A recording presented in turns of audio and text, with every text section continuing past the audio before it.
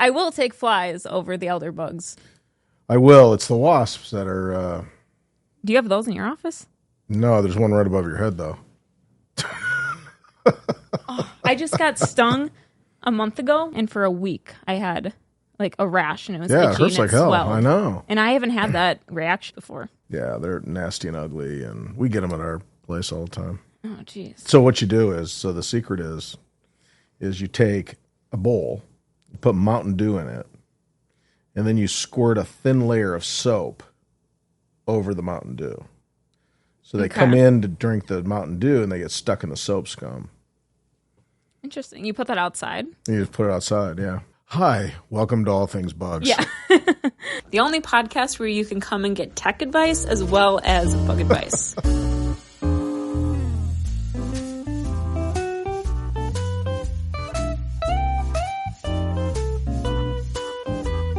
I want to start because my first question is, you're utilizing a lot of resources to put on this series, right? Because it's you, Tom, and Sam, who are all very vital to everything else we do at 2W.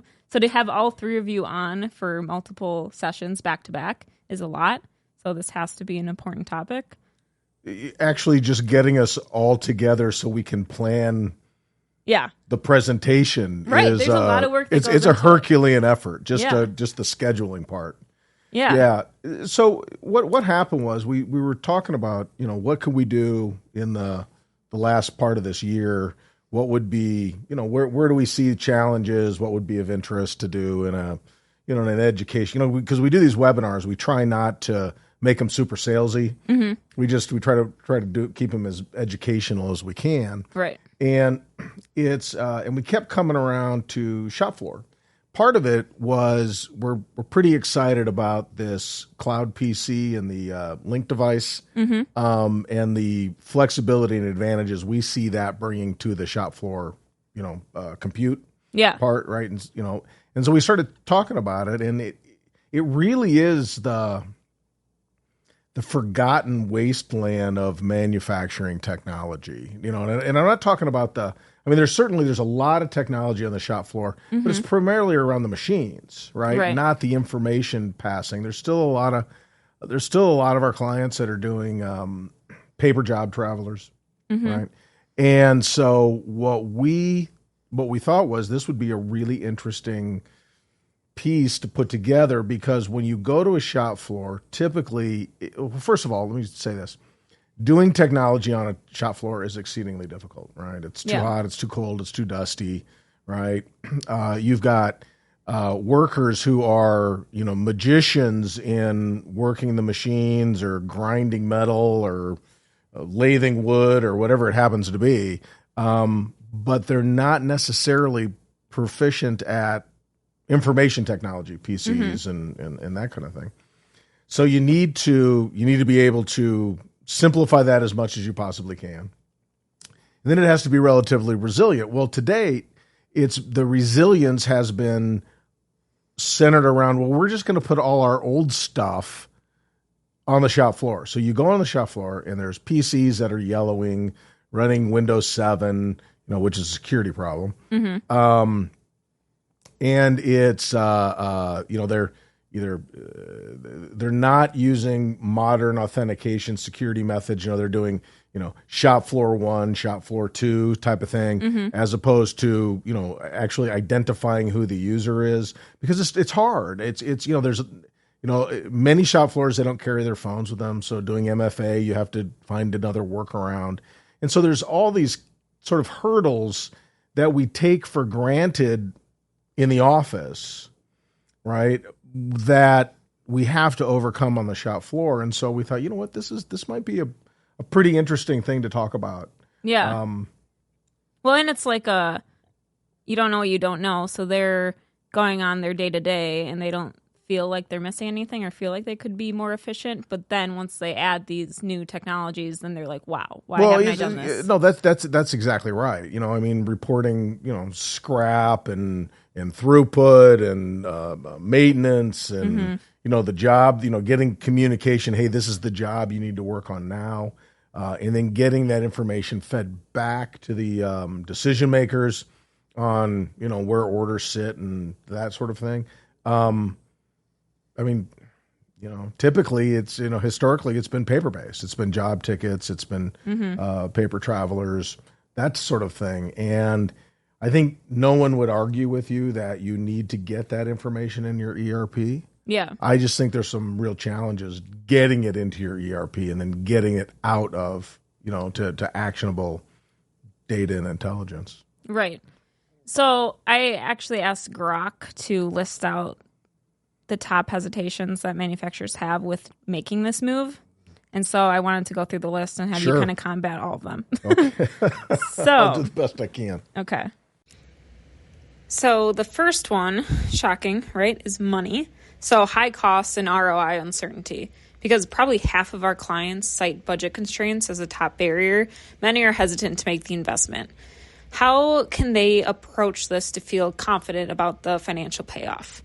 Well, so I think there is historically manufacturers have not been enthusiastic about running at technology for the sake of technology. And I think there's some of that happens. So I make I think Tom actually in our first webinar makes the argument that downtime on the shop floor or inefficiencies in the shop floor is real money. Mm-hmm. And usually if I call a client and I said, hey, what's downtime cost you if your shop floor goes offline for an hour?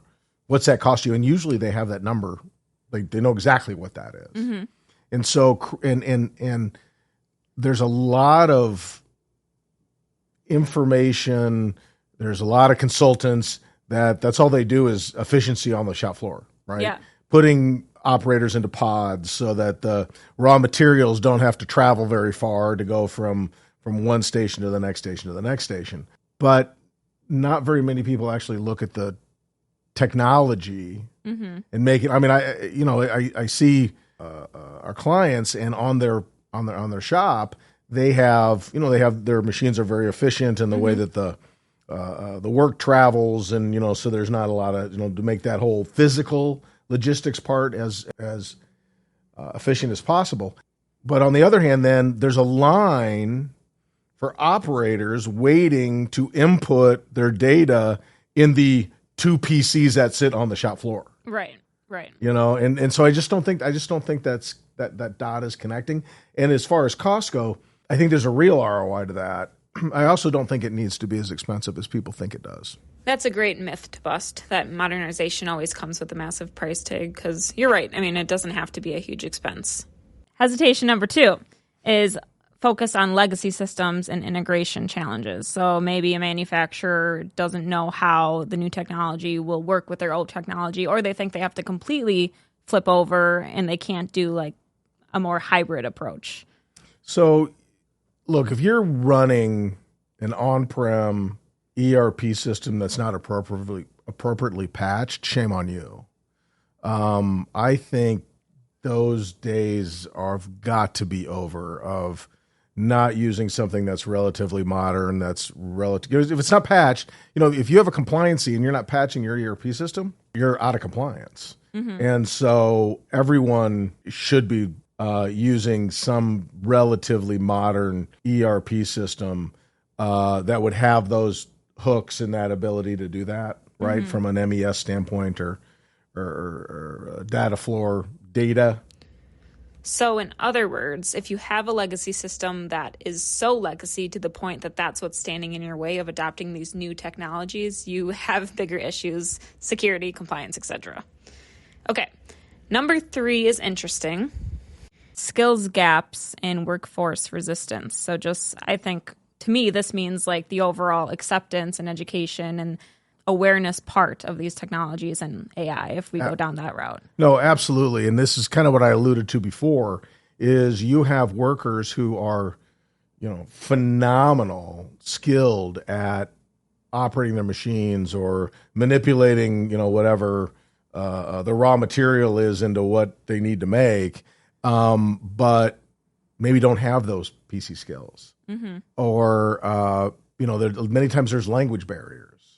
And so you have to account for the language barriers maybe from the office to the shop floor. And so I would say that's probably the number one hesitation. Mm-hmm. Are my workers going to be able to operate this, and which is why we need to make it easy and clean as possible, right? With easy, to enter screens for, whatever it is we're trying to capture, easy MFA, whether it's biometric information, cameras or fingerprints or, scanning badges or whatever to log in. Yeah. You've got to make that as clean and easy as possible. And I think now the technology is there to be able to legitimately do that without jumping through a whole lot of hoops. Mm-hmm. And all has to start at the top.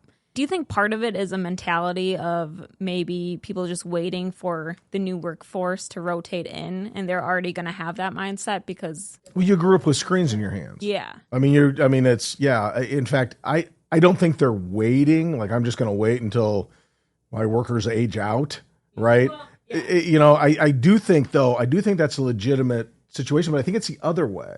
It's workers are coming into the workforce now, and that's their expectation. Yeah, forcing them to make the change. Forcing them to make a change. Because, think about this. So your whole life, virtually, right? You've had a screen in your hand. You've been using, modern technology, and even, you think about the high schoolers now are, they're relying on AI more and more. And so that just that expectation gets there. And then you go to work and you start your work and they put you in front of a green screen, right? Text-based system. Right.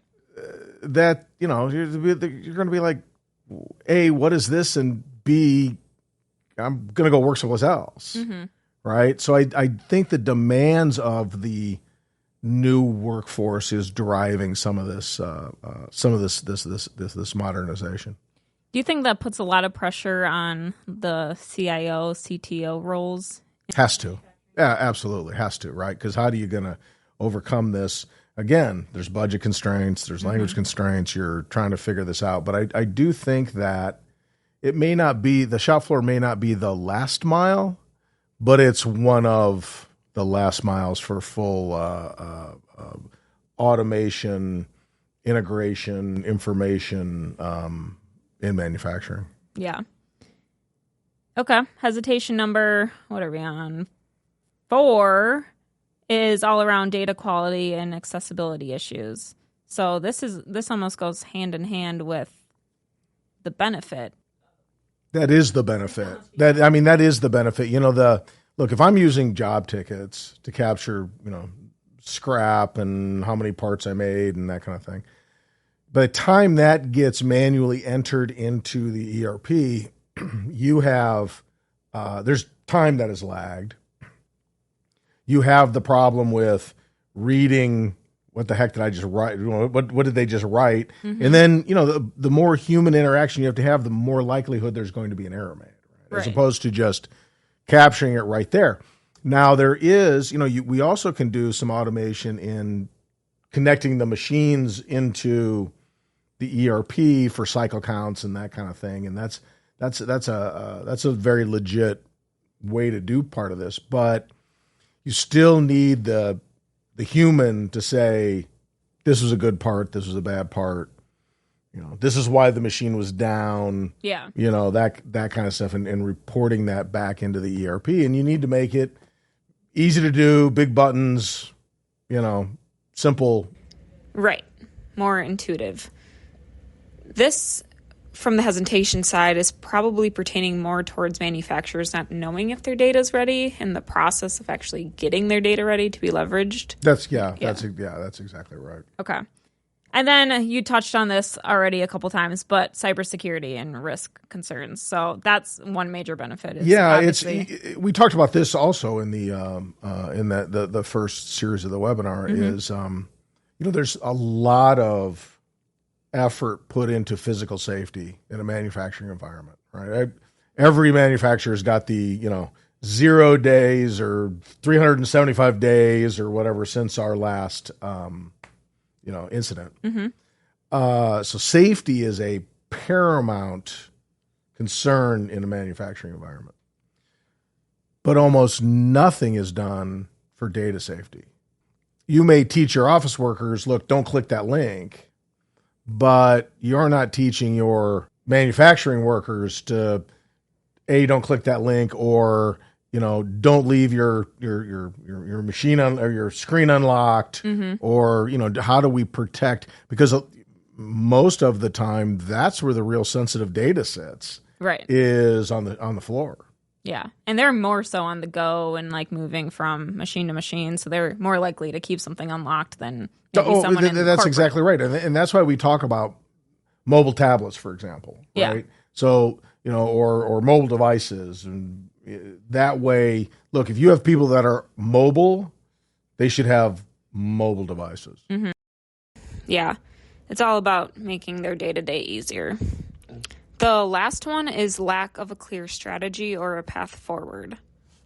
So to me, that's speaking to, like, I implement it now, but where does that go in a year? What that's speaking to is webinar 2, 3, and 4.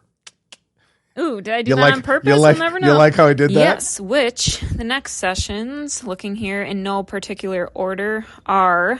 One will focus on streamlining operations with ERP and automation. So do you want to share what you have planned for that one? So that's all about how do we get information, it's barcoding, and how do we get information into the ERP and automating that process. I'm sure there'll be some machine integration conversations that are happening there also. Okay. That's, now that you put, the first one was infrastructure. Yep. And of course, it's not a 2W webinar if we don't talk about security around infrastructure, right? And then the next one will be this automation piece. How do we get information into the ERP system quickly and efficiently? Mm-hmm. Yeah, because right now the ERP is kind of an isolated system. Can be disconnected from the shop floor, right? Or usually there's something happening there, but what can we do to make that really the seamless ecosystem of your entire operation? Okay, and then another one will be around real-time insights and dashboards, which is a hot topic for us across the board. Right, so how do you get information, now that you get it into your system, how do you get it out of your system in an actual actionable format? Yeah. Right. How do I... So you can actually use it. Yeah. What's the information that's there, right? Okay. So, I print out a 9-page report on green bar. That's not really helpful. Right. But if I can look at a dashboard and I can start to see throughput, or I can give my customers visibility on where their orders are, right? Okay. Hey, we're now into, 400 of the 1,200 parts you just ordered, or whatever it happens to be, but how do we get that information out of the system and into action? Then we'll end with how all of this will help manufacturers get that competitive advantage. Absolutely. So if we can figure out this shop floor piece and get it into a budgeted, justifiable expense mode, and do all the other stuff, it's going to make you more efficient. You're going to be able to get more stuff done with less people, and all the other pieces that go together. And because really, when you look at manufacturing shop floor, it is about efficiency, right? And that's kind of, maybe it's not the number one thing you look at, but it's certainly number 1A. Yeah. I really like this series because it kind of gives like a mini roadmap on how to get there. That was kind of our thought, because we historically we don't do webinar. We do kind of do webinars, and we just kind of do them and then they're done, and then you put them on YouTube and away we go. Right. And this way we can sort of paint the entire picture in a detailed way. I think originally what we tried to do is we said, okay, can we slam all this into 45 minutes? And the answer was absolutely not. Right. And this was the byproduct of that conversation.